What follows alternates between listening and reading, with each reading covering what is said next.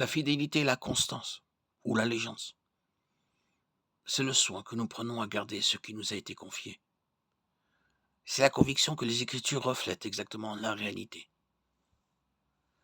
La fidélité biblique exige de croire en ce que la Bible dit de Dieu, son existence, ses œuvres et son caractère. La fidélité est un fruit de l'esprit. C'est le résultat de l'œuvre de l'esprit en nous. Mais l'esprit est aussi notre sceau de fidélité. Il est notre témoin de la promesse de Dieu, selon laquelle, si nous acceptons la vérité sur Dieu, il nous sauvera.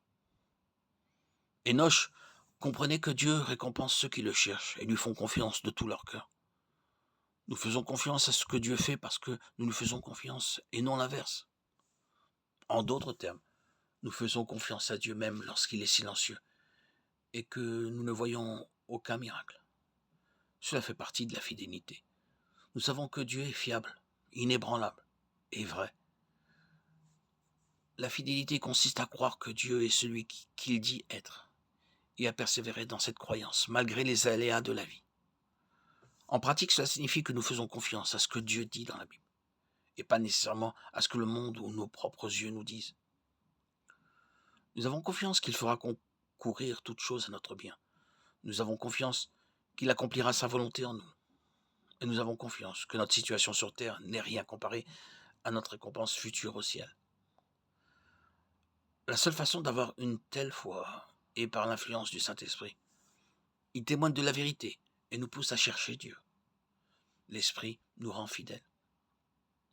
Hébreux 11 donne une longue liste d'hommes et de femmes fidèles de l'Ancien Testament qui ont fait confiance à Dieu.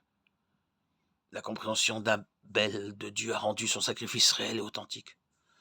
Noé a fait confiance à la parole de Dieu concernant le jugement à venir, ainsi qu'à la promesse de Dieu de sauver sa famille.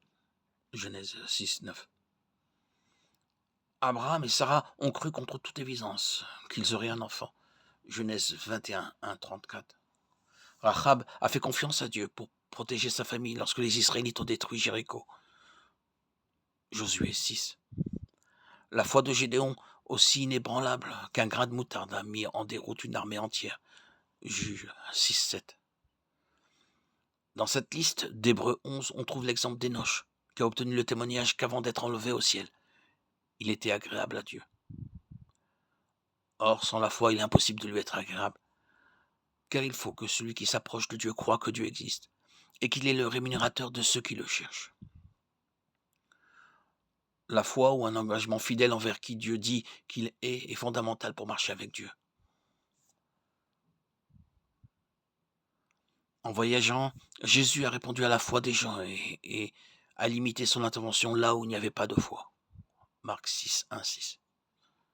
Les saints de l'Ancien Testament avaient également foi dans l'œuvre invisible de Dieu. Hébreux 11, 3. Abraham n'a jamais vu ses descendants devenir aussi nombreux que les étoiles du ciel. Moïse n'est jamais entré dans la terre promise. Et aucun des saints de l'Ancien Testament n'a vécu assez longtemps pour voir leur Messie. Mais ils étaient fidèles. Ils croyaient que Dieu ferait ce qu'il avait promis. Ils vivaient par la foi et non par la vue. 2 Corinthiens 5, 7.